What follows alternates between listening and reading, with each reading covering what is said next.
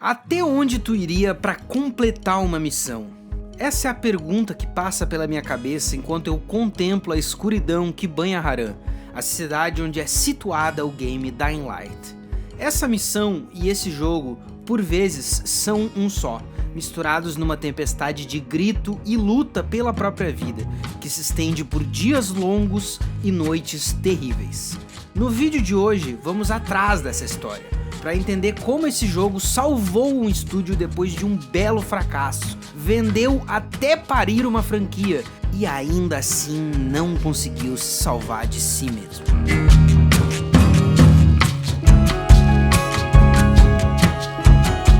As origens de Dying Light nos apontam para a Polônia. O jogo vem da Techland, fundada em 1991 na cidade de Wrocław, perdão pela pronúncia aí. A Techland é conhecida primeiramente pela série Call of Duty e depois, é lógico, por Dead Island. Ali por 2011, 2012, Dead Island estava em todo lugar. A essa altura, nós já lidávamos culturalmente com o início do boom de mídias de zumbi, e Dead Island surfou muito bem nessa onda. Era um jogo do qual o jovem gamer não conseguia escapar, estava em banners e propagandas de todos os sites, e os trailers realmente eram bem impressionantes. O gameplay era bem menos, mas até para os padrões da época, Dead Island fez um sucesso considerável. A Techland em si é uma empresa que vale um vídeo, com seu dono bilionário extremamente lunático e algumas decisões no mínimo controversas. Mas ainda assim carregam o importante título de ser a segunda maior empresa de videogames da Polônia, só atrás da CD Projekt Red. Na época de Dead Island, eles tinham um contrato de publishing com a Deep Silver, que publicou a série Metro, Saints Row e o clássico cult Kingdom Come Deliverance. Esse contrato acabou se tornando, ao longo dos anos, uma grande dor de cabeça para a empresa, que se viu muito restrita a seguir Dead Island como franquia. E isso foi ficar bem difícil mesmo ali no fim de 2012, quando ao desenvolver ideias para um possível novo game, começaram a surgir diferenças irreconciliáveis entre a Techland e a Deep Silver. Após anos de parceria, alguns jogos lançados e diversas discordâncias, em 2013 a Techland assina com a Warner Bros. Games e anuncia uma nova IP, com o nome Dying Light. Com a liberdade criativa em mãos, finalmente a Techland pôde começar a desenvolver o jogo como bem entendesse. Ironicamente, na E3 de 2014 tivemos trailers de Dying Light, confirmando que o jogo sairia em 2015, mas também de Dead Island 2, feito agora pela Dambuster Studios. Mal sabiam os gamers daquela época que Dead Island 2 só sairia 9 anos depois, mas isso é além do ponto. Acho que é seguro de dizer que mesmo com Dying Light sendo anunciado e divulgado entre 2013 e 2014 ali, eles ainda encontravam o jogo enquanto o faziam. Nas demos de gameplay de 14, tu pode ver que o elenco de voz era praticamente todo diferente, e algumas das mecânicas e modelos também eram mais primitivas. Nas entrevistas com os devs, a visão era bem mais unificada. Sabiam que estavam sim fazendo mais um jogo de zumbis. Sabiam também que esse mercado de entretenimento de zumbis já era bem diferente em 2015 de 2011. Sabiam dessa certa fadiga que começava a se instaurar pelo público. Mas todos os devs que eu vi para pesquisa, tá? Todos, sem exceção, eram muito confiantes de que esse jogo se destacaria. Eles sabiam de todos os contrapontos, mas acreditavam com fé absoluta em seus dois diferenciais. Um sistema de movimentação que diziam ser sem precedentes e um ciclo de dia e noite que transformaria o mundo de maneira significativa. Os devs declaravam, acima disso, que tinham agora a fome de se provar como uma desenvolvedora AAA, então queriam entregar um produto estelar, único no mercado, tanto em questão de inovação quanto de acabamento. E no dia 27 de janeiro de 2015, finalmente saiu Dying Light.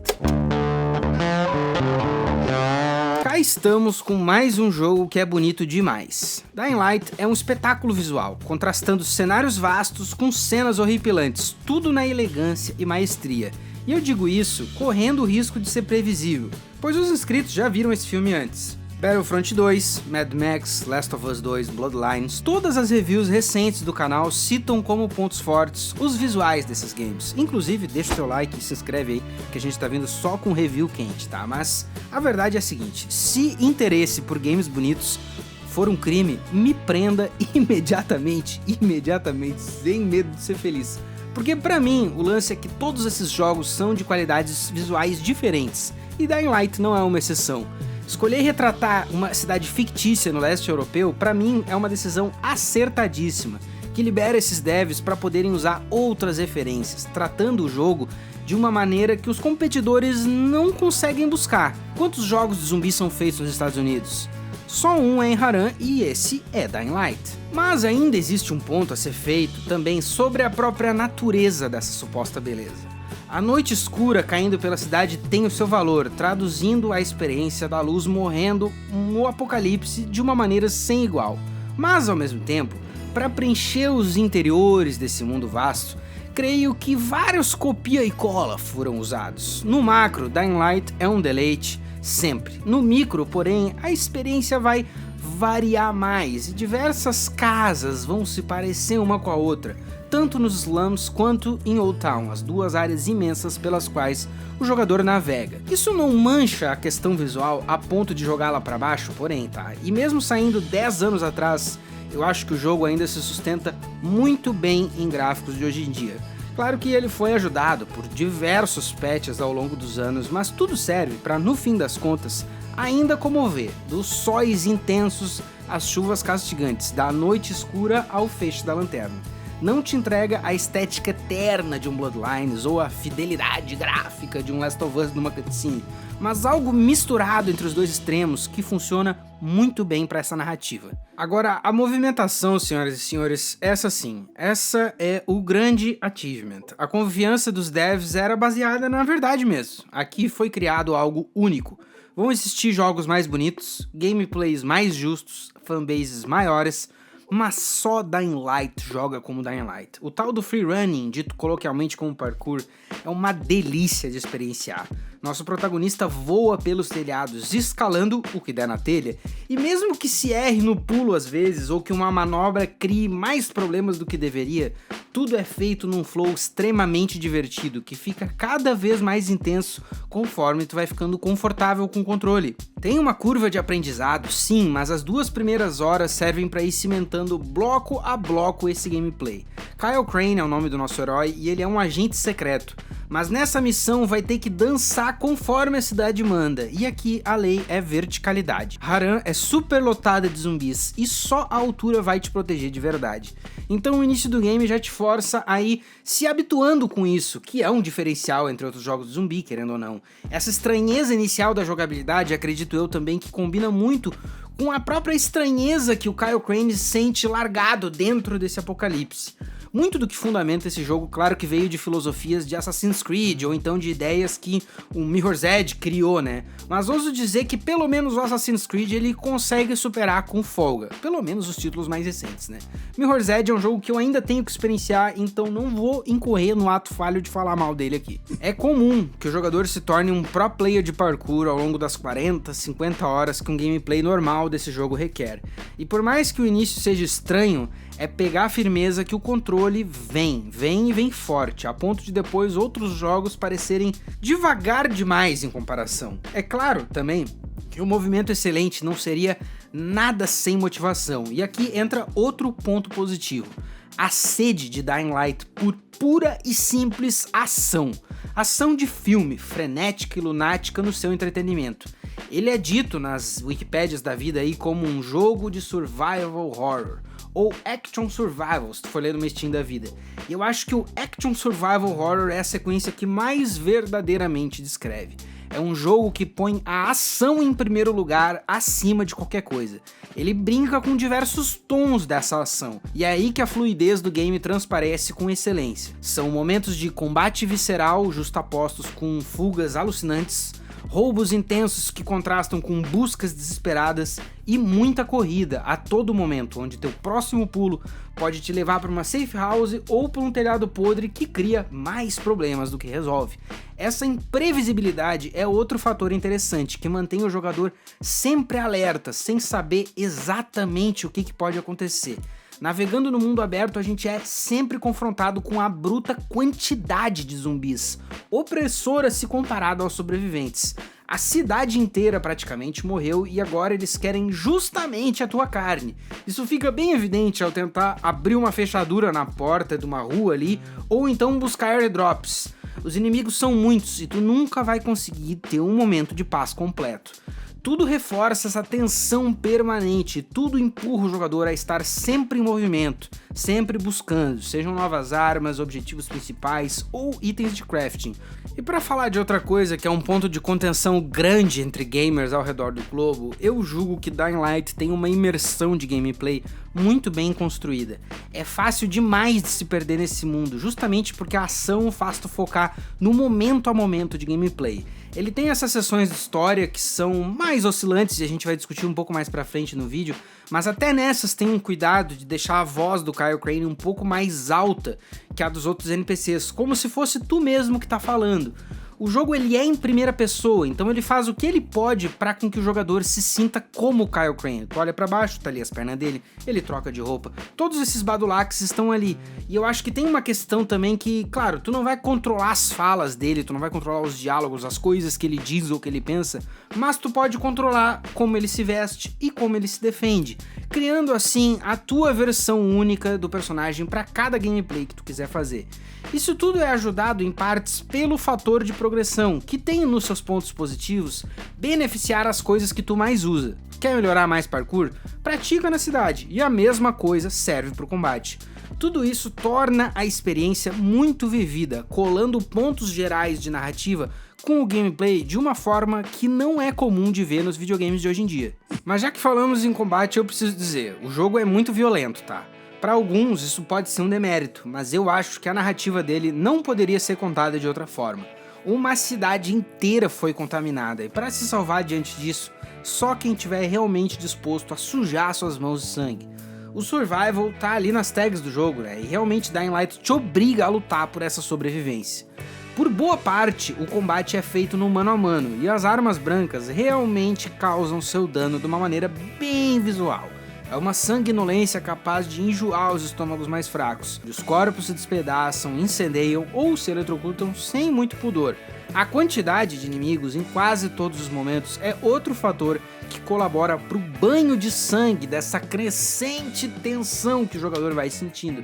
E rapidamente tu vai se ver sobrecarregado se tu não continuar a bater num grande grupo de inimigos ou então só tentar escapar, porque é muito inimigo. Mas as coisas não ficam só no mano a mano, podem ficar tranquilos porque a gente tem vários apetrechos, várias perfumarias ali que podem transformar os combates de diversas formas. Na forma que o jogo tá hoje, com todos os seus patches, a gente tem granadas, rojões, bombas, machadinhas, facas, shurikens, dinamites e todo um arsenal de ferramentas complementares que ajudam a limpar grandes grupos, obliterando-os ou então apenas distraindo pelo momento necessário. Quando as armas entram em cena, mais pro último terço do game ali, vem outro sabor pro gameplay, que deixa encontros com zumbis bem mais simples, mas complica os inimigos humanos de maneiras bem óbvias, né? O feeling das armas brancas é realista e pesado, e o das armas de fogo não chega a ser realista como um Battlefield, mas eu acredito que funciona de uma forma mais arcade, que é muito divertida. A hora de discutir história e quests ainda não chegou, vai ser um pouquinho mais ali na frente. Então, para fechar essa parte do vídeo pelo menos, eu concluo que o loop de gameplay é outro grande acerto. Dying Light vai de combate para busca de recursos, de exploração para fuga e do escape para mais combate em ritmos sempre alucinantes, que alternam entre longas sessões de liberdade incontestada a momentos mais lineares de história num flow realmente diferente. É um loop que recompensa e vicia muito, reforçando a imersão do jogador em um belo mundo que justamente precisa de toda a tua atenção se tu quer sobreviver. O objetivo de criar um gameplay realmente inovador foi alcançado, mas já posso adiantar para vocês que essa inovação sozinha não é o suficiente para tornar esse jogo uma obra-prima. Afinal, ele tem defeitos e ignorá-los seria uma loucura.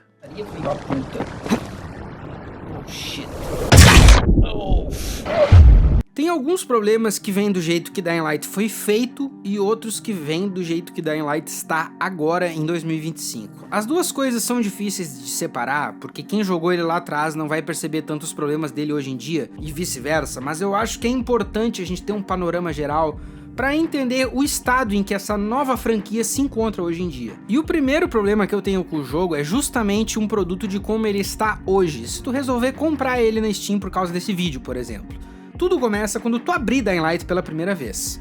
Eu acho de uma canalice tremenda que um jogo abra já te convidando a comprar o próximo. Antes de tu jogar, configurar ou qualquer coisa que seja, a Techland quer que tu considere, por favorzinho, comprar Dying Light 2 ou The Beast. É simplesmente bizarro como a gente vive hoje num mundo tão abarrotado de propaganda que isso nem incomoda a maioria, mas eu pessoalmente acho muito cretino. Segura tua ganância, meu polonês. Quem sabe eu jogo primeiro o jogo que eu acabei de comprar e depois eu considero se vale a pena ou não comprar a sequência. Não tá ajudando o teu caso me enfiar comercial do segundo jogo nos menus do primeiro, isso eu te garanto, sim. Quem sabe a gente faz como era antigamente, eu jogo o que eu comprei primeiro, depois se eu gostei eu compro outro. Por que a gente tinha que mudar esse sistema que funciona tão bem assim? Algumas das animações são esquisitas, algumas das dublagens são caricatas demais, mas na minha opinião nada disso detrai muito da experiência geral. O principal defeito do jogo é a indecisão, que aflige principalmente a progressão de personagem. O game foi feito com ação em primeiro lugar, mas os devs quiseram trabalhar uma evolução através de um sistema quase RPG, que tem seus lados legais, mas que ao mesmo tempo é implementado de uma maneira muito mal cozinhada. Vários dos movimentos interessantes que tu pode fazer dentro do jogo estão trancados através de portões arbitrários de experiência, que não são interessantes de maneira nenhuma. O Kyle Crane que gastar tempo suficiente vai ter todos os upgrades de qualquer forma, então não é tanto uma questão de como fazer uma build, e sim de quanto tempo vai demorar até que tu chegue na melhor build, que é igual em todos os jogos, todos os saves e todas as runs. Isso acaba impactando até em áreas que o jogo pensa estar fazendo grandes sacadas, como nos perks que ajudam a negociar melhor com os NPCs, que tu mal consegue sentir enquanto tu joga, sinceramente. A visão de priorizar a ação foi vindo assim de uma unidade da equipe que estava na mesma página, mas que não foi representada nesses sistemas de leveling e progressão. Ao tentar misturar esse gameplay fluido com ideias de RPG que nunca são completamente desenvolvidas, Dying Light fica no meio do caminho muito esquisito, que podia servir ele muito melhor se fosse mais desenvolvido e mais investido como foi feito na movimentação. Um grande exemplo de como as ideias de RPG foram mal implementadas está numa das partes menos faladas do combate mano a mano. Quando o protagonista luta contra zumbis, tudo funciona perfeitamente naquela experiência visceral que convence muito. Quando a situação é contra um inimigo humano, porém, apesar de ser um agente treinado, Kyle Crane é incapaz de bloquear um golpe ou desviar se abaixando como os inimigos fazem. Então um corpo a corpo com humanos sempre vai fazer parecer que o teu personagem é um imbecil. É impossível bloquear no jogo a não ser que tu tenha um escudo, que só é possível se tu rushar um certo talento numa das trilhas, por assim dizer, de talentos que tem ali. E tu entende como isso faz com que o sistema seja desigual?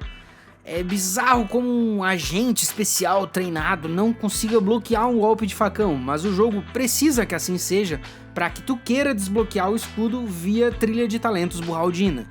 É um desbalanço que evidencia aos meus olhos a indecisão dos devs ao implementar só algumas partes, só alguns temperos e algumas sombras de ideias, ao invés de realmente trabalhar e desenvolver o aspecto RPG desse jogo. Mas uma outra coisa que tá no jogo desde que ele foi feito lá em 2015, que eu acho que não funciona bem, é a escalada de dificuldades, que na minha visão é muito mal implementada nesse game.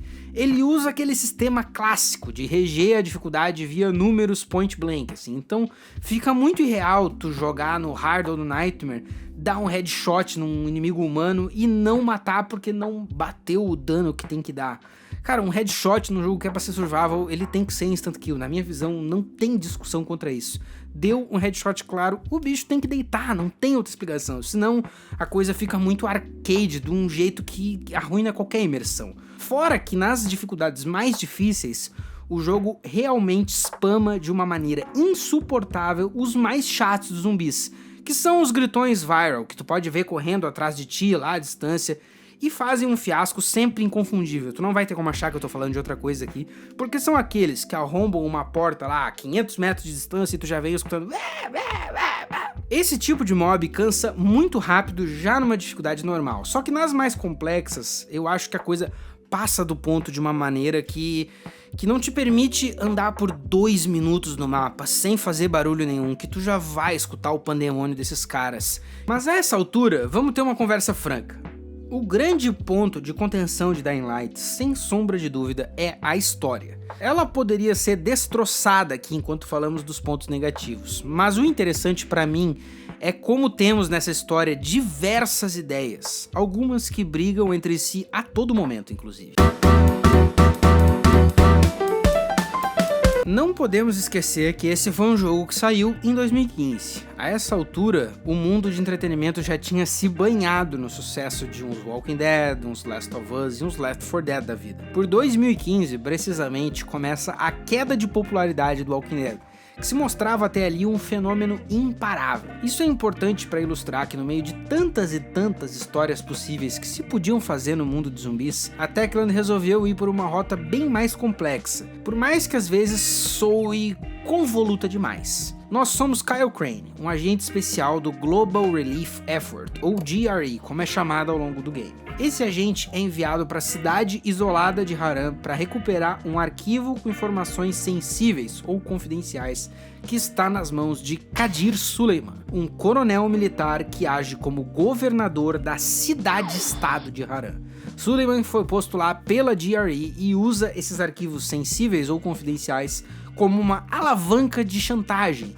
Então eles enviam o Kyle Crane para resolver essa situação. A tarefa requer, pelas palavras da própria GRE, que Kyle Crane se infiltre em algumas das facções da cidade, como se estivesse ali desde o início da pandemia, para que aí ele possa encontrar Suleiman e recuperar os arquivos sem ser descoberto como enviado do mundo exterior. Se a coisa não tá complicada o suficiente, tudo vira do avesso quando Crane chega na cidade. Ele cai de paraquedas numa queda muito mal feita que o larga numa posição ruim ali, e em menos de 10 minutos o personagem já é mordido e contaminado pelo vírus zumbi.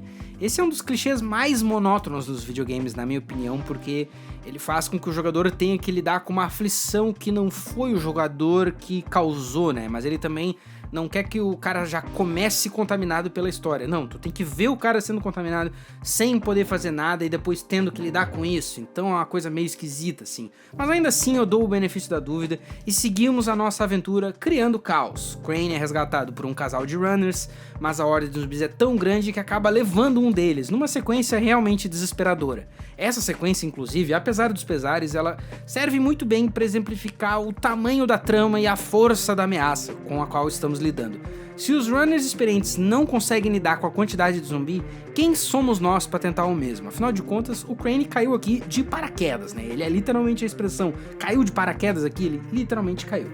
Mas antes que possamos responder essa pergunta ou essas indagações, Jade Ademir se apresenta a nós e nos resgata para a Tower. Aqui temos um dos principais hubs do jogo, um edifício protegido de ponta a ponta contra os infectados, que servirá de fonte para várias quests e também como um núcleo de trade para o jogador ali ao longo do game. Na Tower que conhecemos os primeiros personagens além da Jade, né? Temos Rahim, simpático e disposto a ensinar, que é o irmão dela inclusive. Temos Lena, com sua atitude blasé e quests médicas. E é claro, Bracken, o líder dessa facção e o primeiro enigma, né? Que o Crane não conhece ele direto, fica, quem é esse cara, quem é esse cara?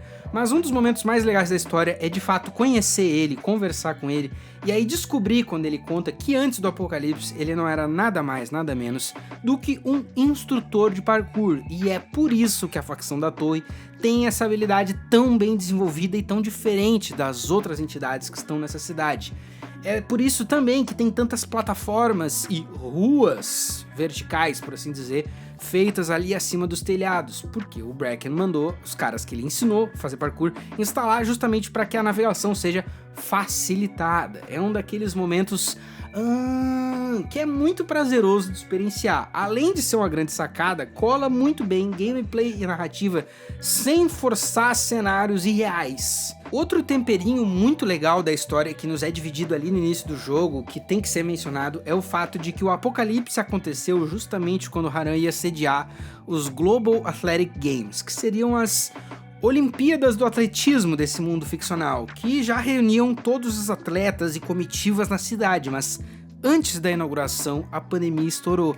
Então os atletas e público que vieram justamente prestigiar um evento internacional desses agora, tragicamente se juntavam ao exército de mortos-vivos que inunda a cidade. Isso explica inclusive várias das roupas dos zumbis que a gente conhece, né? A partir desse ponto pra frente, a história desenvolve seus conflitos, com Bracken explicando que existe um Warlord chamado Rais, que tomou conta de parte da cidade e tem assaltado todas as reservas e estoques de Antizin que aparecem. Essa medicação Antizin é o que ajuda a frear os sintomas da doença zumbificadora ali, e é uma necessidade enorme tanto para os habitantes da torre quanto para o próprio Crane, que afinal de contas foi infectado no início do jogo ali, né? Após missões iniciais, finalmente Crane põe as mãos em uma caixa de Antizin, que seria um recurso interessantíssimo para a torre, né? Nesse momento, Crane liga para GRE para comunicar que conseguiu a droga, que o drop deu certo e ele tá com o troço nas mãos. Ali, os supervisores comandam que ele destrua a caixa, descartando completamente a preciosa medicação e forçando, então, com que ele e a facção da torre sejam obrigados a entrar em contato com o tal do Rais, para comprar um pouco do Antizin que ele tem e também para que Crane consiga confirmar se esse Rais é ou não é o tal do Suleiman, que não tem identidade confirmada ainda. Essa é uma das primeiras viradas que não fazem muito sentido dentro da história. Por que o Crane descartaria a medicação, arriscando a própria vida no processo, se ele sabe que pode precisar disso em poucos dias? Ele sabe, inclusive, que lá na torre existe muito pouco. Ele sabe também que se ele parar de tomar mesmo, ele só vai morrer. Mas o jogo prefere que tu não questione muito e Crane vai pela mesma filosofia, atendendo aos comandos da GRE sem hesitar demais. Apesar disso, as coisas continuam a esquentar, pois para completar essa missão, depois de descartar o Antizin ali, somos apresentados a outra das mecânicas mais interessantes de Dying Light, uma que eu tomei cuidado para não falar quase nada até aqui. O tal do ciclo de dia e noite e seus efeitos peculiares na cidade. Os infectados desse universo agem de uma maneira diferente das que estamos habituados por outras mídias. Durante o dia são letárgicos, andando a esmo por aí, vagando a cidade sem propósito, salvo alguns casos como os virals que a gente já comentou. No geral, os zumbis são uma ameaça maior pela quantidade realmente vasta, e mesmo que lentos, eles conseguem sobrecarregar um jogador sem muito esforço, inclusive apontando para um dos grandes lances do zumbi, né? Que não é que o zumbi é muito malvado, ou muito forte, ou muito isso. O lance é que o zumbi nunca cansa, e o ser humano sempre cansa. Mas à noite a coisa muda de figura, de uma maneira bem significativa, pois os zumbis todos se tornam muito mais agressivos, sedentos como nunca pelo player. E além disso, outras criaturas mais tenebrosas saem da toca à noite. Os infames Volatiles, monstros sem igual que conseguem derrubar um player em questão de segundos. Até o design deles é bem diferente, para ficar claro assim que esse não é um zumbi normal. E quando tu encontra eles pela primeira vez, tu só tem uma opção, que é fugir, pois a gente não tem a esse momento do jogo nem de perto recursos que seriam necessários para lidar com um monstro desse. E é aí que realmente a noite se abre pro game, caindo como um véu de escuridão sobre a cidade, obrigando o uso de uma lanterna ou então de uma navegação às cegas que só vai acabar em morte. Escapar dos Volatiles ou dos Virals escuridão adentro é desesperador, e mesmo os jogadores mais experientes vão se divertir muito tentando chegar numa safe house. A noite é escura de verdade e o mapa é muito grande, então é difícil demais de só se orientar pela memória, tornando todo esse gameplay um borrão intenso e muito divertido. Desse ponto em diante, a história vai se expandindo em diversas direções com a abertura de várias sidequests que tu pode completar ali. Temos algumas bem memoráveis, como a saga do Daoud, ou então aquela ajuda que tu vai dar ao suposto bebê que vai nascer, mas o grande destaque inicial de sidequests pra mim vai pra Searchlights, aquela quest que te obriga a navegar a Infamy Bridge, inclusive adorei o nome da ponte, mas o troço tem que ser durante a noite, obrigando o jogador não só a andar à noite num perigo terrível, como a gente já estabeleceu, como também explorar algumas das partes mais altas do mapa, explorando 100% do potencial dessa verticalidade que o Dying Light vai brincando. Isso te obriga a realmente estar numa situação onde qualquer passo em falso pode te matar. Quando tu tá navegando na cidade, tu errar um pulo ou não sei o que, uma manobra, às vezes só vai fazer tu cair no meio do monte de zumbi, ter que dar mais alguns pulos, ou fazer um vault ali se tu já tiver liberado e tudo mais. Mas quando tu tá realmente em pontos muito altos da arquitetura do jogo, ali realmente, se tu errar um pulo ou um cálculo, tu vai cair e vai morrer, ou vai cair lá embaixo na água e vai ter que fazer tudo de novo. Então aqui tem uma mistura muito interessante de coisas que tu precisa fazer via game design e apertos que a história da side quest vai fazendo tu sentir, colaborando realmente para uma das melhores quests do jogo inteiro. Isso também é reforçado pelo fato de que tu tem que ir realmente para um dos extremos do mapa, né, onde tem ali várias possibilidades interessantes de loot, para dizer assim, sem dar muito spoiler, mas quem sabe que se tu quer ir atrás de Mad Kit ou de uma arma de fogo, lá é um dos lugares que tu pode ir. Mas nem só de side quest que o Vivente se alegra, né? E temos vários momentos interessantes da história que foram se desenvolvendo pouco a pouco, mostrando um pouco da lore dos zumbis, da infecção inicial e de tudo mais. Quase nenhum desses momentos interessantes de história vem do tal do Rais, o Warlord que é tão citado, né? Ele logo se torna um personagem na trama, e no nosso primeiro contato já confirmamos que ele é o tal do Suleiman que procuramos, mas infelizmente foi feito muito pouco com o vilão entre diálogos e ações que fizessem ele realmente se destacar. Rais tem uma tendência a monólogos imbecis sobre o poder do caos, e quando ele tenta demonstrar crueldade, por vezes ele parece um Negan do Walking Dead com menos impacto. E em outras parece um cover de pizzaria do Vaz do Far Cry 3, assim. Pelo menos ele tem aquele grito ridículo de Crane, que serve pra aliviar um pouco da seriedade com sua bobagem de filme B. Mas como antagonista, diversas vezes a tal GRE é mais interessante que ele, assim. Mas aí também tem outro problema da história, porque as reações do Kyle Crane são muito desanimadoras quando interage tanto com a GRE quanto com o Rais. Quando o Rais engana ele com o Antizin, por exemplo, pra mim é de se perguntar se o Crane ele é um agente especial ou realmente só algum boneco que eles tinham ali e queriam se livrar, assim, tipo, tá, pega esse idiota aí e manda ele pra Haran lá, vamos ver o que acontece. Porque aquela traição do acordo que eles tinham combinado era mais óbvia do que qualquer coisa. O que o Crane achou que ia acontecer? E tipo assim, de um lado tem isso, do outro tem a GRE que por vezes parece fazer sentido, mas logo já desanda pra uma crueldade muito exagerada, que até mesmo o Crane discorda, mas também não faz muito pra remediar, mesmo enquanto admite que já se apegou às pessoas daquela torre.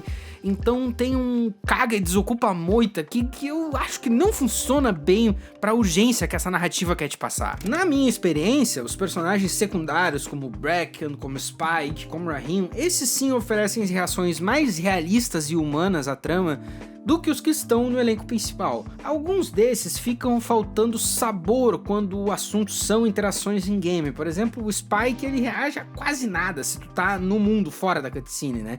Mas quando temos uma cutscene rolando, aí sim eles parecem bem interessantes.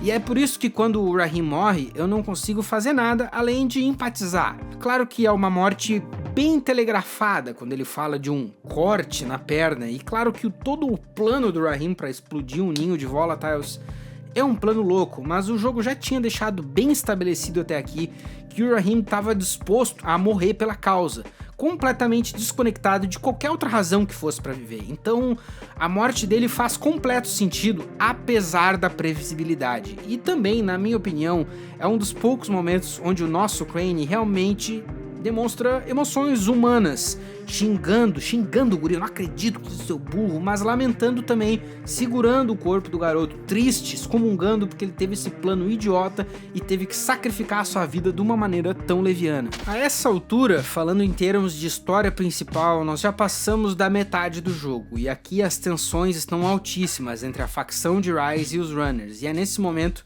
que o Crane é capturado tentando salvar o cientista Zir. Aqui temos uma outra sequência da história que é digna de destaque na minha visão, numa jogada ensaiada que funciona muito bem, desembocando numa das raras boss fights do jogo. Tudo é amplificado por uma escolha dos devs de largar o jogador na arena sem os seus equipamentos, gerando mais uma vez aquele sentimento cristalino de uma luta pura e simples pela sobrevivência, fazendo uso de tudo o que se pode, custe o que custar, desde que tu sobreviva. A cutscene que antecede isso é muito divertida também, com o Crane cortando a mão do Rise fora de uma maneira muito satisfatória. Isso tudo aponta o jogador, após a resolução da trama ali, para um segundo hub. a tal da Old Town, onde a Jade foi se encontrar com uma outra facção, os Embers, na busca de compartilhar os dados da pesquisa que o Cere estava fazendo com esse cara sem rosto ainda, que é o tal do Dr. Kendem, que trabalha numa possível cura. A escolha em si de dividir o jogo em duas grandes áreas funciona muito bem, por diversos motivos, a começar pela própria travessia, que é feita em outra missão interessantíssima da história, que te obriga a navegar os esgotos da cidade com outros sobreviventes, incluindo uma família que tu pode te ajudar em sidequests. É uma jornada intensa e recheada de combates, que desenrola muito bem o equilíbrio entre o survival e o horror. Mas o grande lance das duas áreas, pra mim, é o contraste. Na primeira área temos os slums, ou favelas, traduzindo pro bom e velho PTBR, né? Temos ali diversas casas, empilhadas uma em cima da outra, poucos prédios e muita coisa improvisada para que o jogador possa navegar, tudo colocado lá pelos alunos de parkour do Bracken. Nos slums é comum tu tentar abrir uma porta que tá num corredor apertado de várias casas, pular de uma casa para um prédio de 2 andares e depois para a rua, mantendo um gameplay mais veloz e menos vertical. Em Old Town, porém, as favelas são trocadas pelo luxo e modernidade do centro urbano. Essa aqui com certeza seria a parte mais cara de uma cidade real, e isso é sinalizado pelos vários negócios de boutique ou pelas fachadas diferenciadas e prédios executivos que tem como se fosse mato por aqui. Aqui a coisa fica mais vertical do que nunca, dando espaço para arquiteturas mais brutalistas e menos residenciais. Até imaginando que a essa altura o player já tem o gancho. Era 2015, senhoras e senhores, e é claro que um game como esse teria acesso ao famoso grappling hook, que era a tendência dessa época. Eles usam e abusam disso nessa área inteira. Não é à toa que diversas das safe houses só são acessíveis através de altas alturas, incluindo o hub dos Embers, a nova facção que é aliada do Crane. Esses carecem de um desenvolvimento interessante como personagens. Na minha opinião, eles nunca atingem a mesma profundidade que os runners da área interior, mas ainda assim são companheiros de grandes momentos e tem vários visuais interessantes nas suas safe houses. Mas voltando para a história, no contato mais recente que o Crane tem com a GRE, ele descobre que eles pretendem bombardear a cidade completamente, tentando se livrar de uma vez por todas desse fiasco. A essa altura, ele já sabe também que a GRE tenta transformar o vírus de Harran em arma biológica e que eles falam para o mundo externo, esse tempo todo, que não tem ninguém vivo em Harran, que eles sabem muito bem que tem. Então ele se obriga a estender a mão para os Embers e eles juntos tentarem mandar sinais para o mundo externo. E essas sequências geram momentos divertidíssimos da história, apesar da galhofa de desenhar um emoticon num prédio. Dá pra passar esse pano pros roteiristas quando a sequência que orna tudo isso é divertidíssima e fechada de uma maneira bem surpreendente, quando eles fazem toda essa mão, fazem o desenho, fazem o símbolo que eles querem e aí simplesmente vêm os caças e destroem tudo. Aquilo ali realmente dá um soco no estômago da trama que funciona de uma maneira interessantíssima. A essa altura do campeonato a gente já tá se encaminhando pro final da narrativa desse jogo. Eu acho que aqui é o momento perfeito pra gente discutir uma das coisas que, na minha visão, não tem como passar nenhum pano pra Dying Light. E é a forma como o texto do jogo lida com a infecção do Kyle Crane. Ele foi mordido lá no início do jogo, tu lembra? Eu também não, exceto por 1 ou 2 momentos, pois a gente nunca sente que o Crane precisa de antezinho. Até porque ele mesmo não parece muito interessado no assunto, né? O jogo tenta te causar uma certa urgência aqui e ali na história, trazendo no meio de quests importantes essas animações do Crane convulsionando, entre muitas aspas, pela infecção, mas isso não afeta em absolutamente nada o gameplay e não passa de um mero sabor visual para a história. Então, na minha visão, perde todo o impacto narrativo que podia ter. Numa das quests que se encaminha pro final, ali no museu, o Crane finalmente parece que vai ter alguma consequência disso.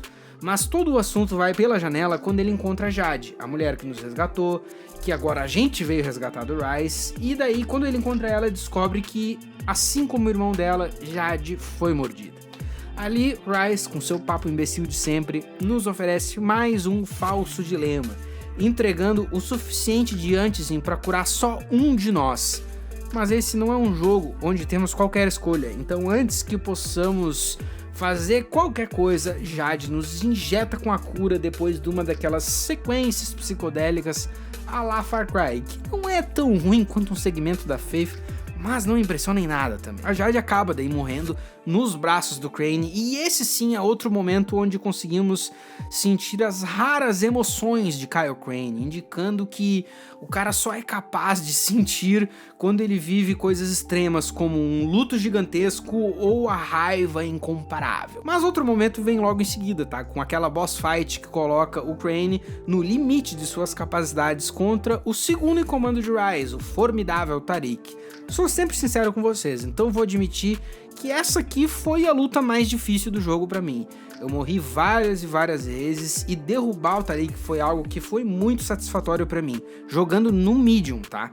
Essa satisfação é amplificada ainda quando o Crane de fato mata o cara, numa cutscene que eu jurei que iria pelo clichê de vou deixar os zumbis te matarem, porque eu sou bonzinho. Nada disso. O Crane tem as mãos imundas de sangue a essa altura da história.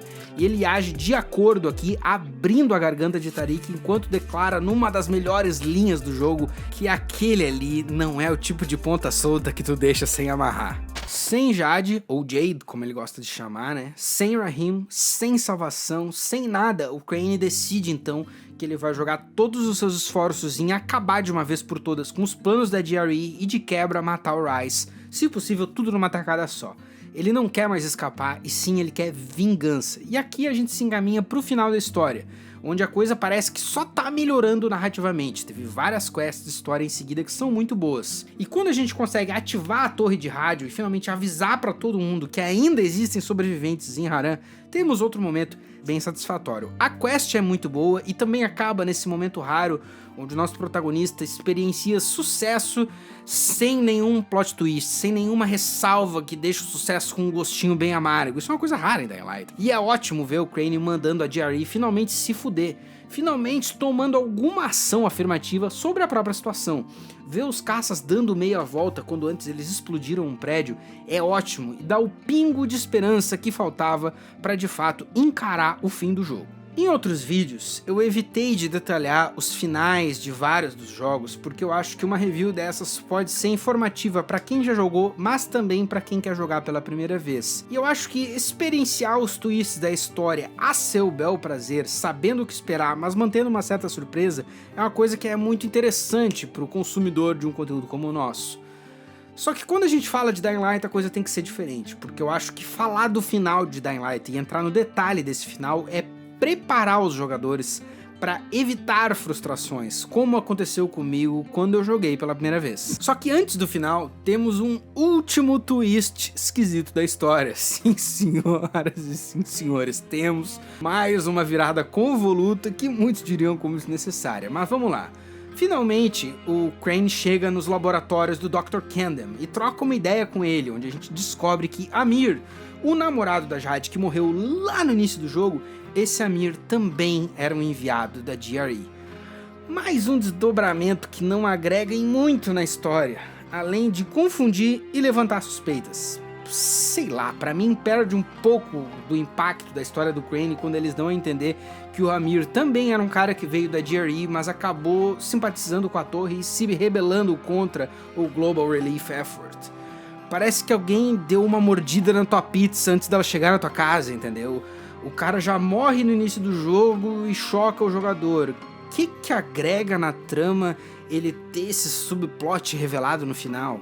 E o que isso diz da GRE? Deve ser o pior lugar de trabalhar do mundo, porque todo mundo que eles mandam pro verdadeiro inferno na Terra decide se rebelar contra eles e ficar lá. Mas enfim, a missão final começa bem demais. É uma mistura perfeita dos melhores pontos de Dying Light até aqui. Combates viscerais, puzzles de navegação e parkour veloz. Rise está no topo de um prédio em construção e é muito interessante colocar todas as tuas habilidades em uso para chegar nas alturas. E é alto o negócio, viu? O jogo tem toda uma verticalidade admirável, mas são poucos os momentos em que ele realmente parece que vai te levar acima das nuvens. E aqui nós temos um. O jogador começa a subir, subir, subir, e qualquer erro, de novo, pode ser grave, como lá atrás naquela sidequest na ponte, fazendo com que o load e o reload venham juntos, tal qual um Celeste da vida com suas plataformas desafiadoras. A coisa, claro, nunca vai nesse mesmo nível de precisão, mas rende uma sequência muito divertida até o topo. Chegando ali, Rise, o maníaco, te espera na ponta do prédio, insinuando jogar a pesquisa altura abaixo, a pesquisa essa que tá representada num HD, né? E tu tá ali preparado porque vai ser um confronto insano, afinal a luta com o Tariq foi muito divertida, né? Até que vem o primeiro ataque e é em Quick Time Events. Tudo bem, talvez seja apenas uma forma de começar a luta, até que vem o segundo, o terceiro e... é tudo em Quick Time Event. É assim que é o duelo final, todo, inteiro, através de Quick Time Events. E assim, gente, eu não posso ser o único que ficou abismado com essa escolha. Num jogo de combate tão visceral e tanta liberdade de movimento, quem que achou que isso ia ser uma boa ideia? Eu não quero nem entrar no mérito de que lá por 2015 o Quick Time Event já era um troço bem cansado, porque eu acho que isso é além do ponto, assim.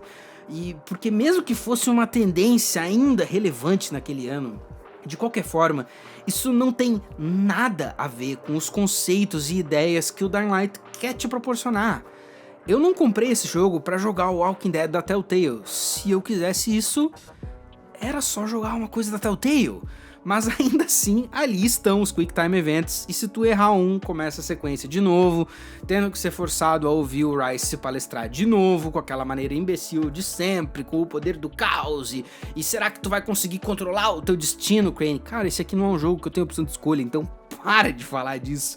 E é claro que tudo isso acontece lá em cima dos arranha-céus em construção, no ponto mais alto talvez da cidade, eu não sei se é o caso, mas é tudo tão em cima das nuvens, uma cutscene maravilhosa que tu só consegue interagir quando tu aperta um botão. Tipo assim, tu tá vendo a cutscene toda basicamente esperando pra apertar um botão e continuar a história.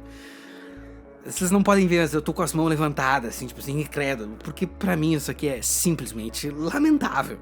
Mas momentos depois desse vexame, a história se encerra com Crane portando a pesquisa em mãos e prometendo ficar em Harran para ajudar a salvar seus habitantes. A saga dele continua na DLC The Following, mas como vocês já perceberam a essa altura do vídeo, o nosso vídeo se restringe à experiência do jogo base com seus múltiplos patches. A review já tá bem longa, né? Então imagina se a gente ainda fosse falar das DLCs. Mas enfim, para encerrar, a gente acaba com esse final deprimente, uma experiência muito diversa. Então eu peço para vocês que a gente vá pro último segmento do vídeo, onde a gente vai passar a faca, fechar a conta desse bar e ver se o saldo da experiência é positivo ou negativo. Dying Light é uma doideira. Desculpa a sinceridade, mas o jogo é bonkers, como diriam os gringos. É uma mistura de ação intensa com uma história tão quadrada que, na minha visão, se torna uma coisa muito difícil de avaliar. Menos linear que em outros títulos que já passaram aqui pelo canal, que são mais nivelados entre seus departamentos. Mas para me ajudar a fechar meus pensamentos, deixa eu citar algumas coisas que escaparam da review até aqui. Várias das sidequests são incríveis, das pequenas histórias às zonas de quarentena, essas zonas de quarentena inclusive recheadas de cenas horripilantes, vários momentos de horror estão guardados ali nesse conteúdo opcional. Mas o destaque das sidequests, além das que eu já citei até aqui, é a do canibal. Sidequest do canibal, que tu vai achar numa investigação surpreendentemente tensa nos confins de Old Town.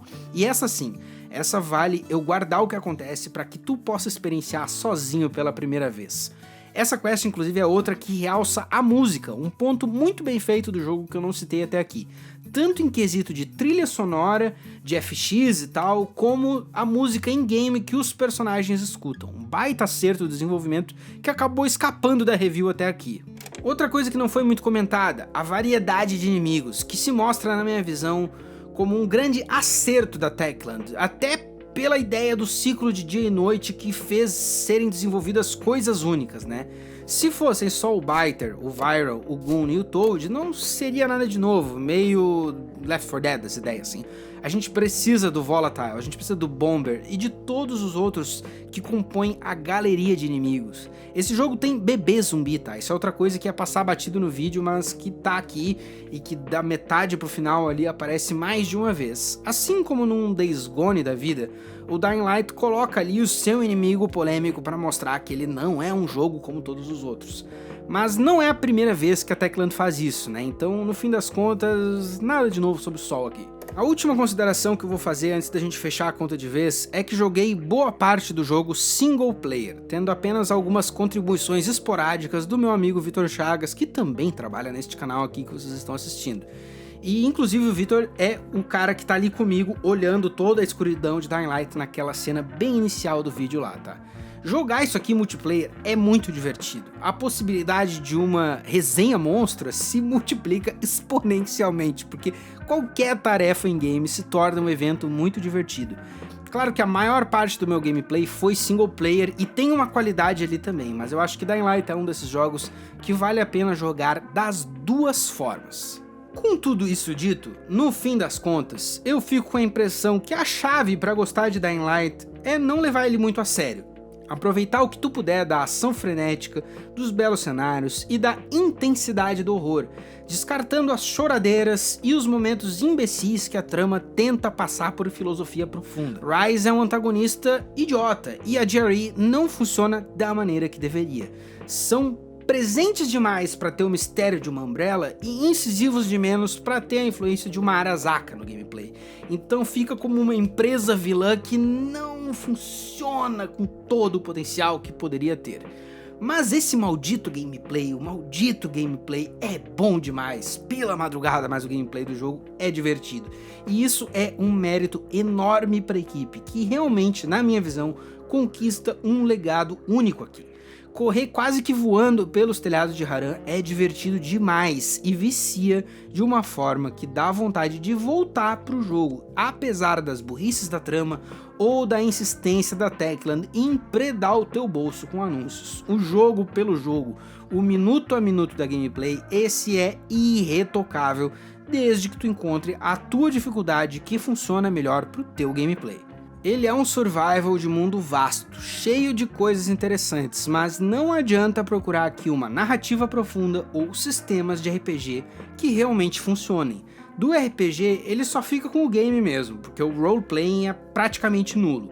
Kyle Crane é um cara que beira o interessante, mas ele nunca chega a ser interessante de fato.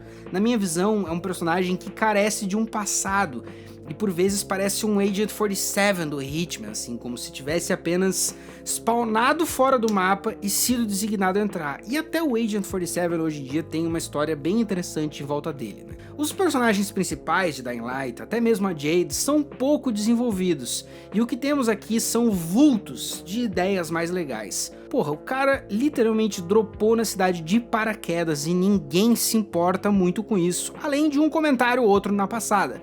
O cara caiu na cidade de paraquedas. A metáfora não tem como ser mais clara. E o truque tá em realmente não se incomodar com isso. Abrace a bobagem, deixe as decisões mais bestas se tornarem engraçadas e caia no banho de sangue. Mas com essa, gente, acho que fechamos mais uma review. Obrigado sempre pela atenção, mas por favor, não saia daqui sem deixar o seu like, deixe seu joinha, deixe um comentário ou até mesmo um pouco de hype se tu estiver assistindo esse vídeo pelo celular. Se tu estiver vendo pela TV, tu pode entrar pelo celular ali e fazer a boa, né? Mas tudo bem, não quero incomodar demais aqui. Nós somos o Boa Noite Gamers, uma equipe de vários malucos que quer trazer conteúdo de ponta para os gamers mais ávidos. Se tu quiser, junte-se ao nosso clube de membros e venha fazer parte da nossa sala de redação, com conteúdos exclusivos e vários debates que acontecem diariamente. Clica no botão Seja Membro ali e descubra mais informações. Mais uma vez, obrigado pela atenção, obrigado por tudo. Achou que vinha uma piada aqui, né, cara? Mas de piada mesmo. Só essa porra que os caras estavam pensando, velho. Vamos que vamos, Polônia! Boa noite, gamers!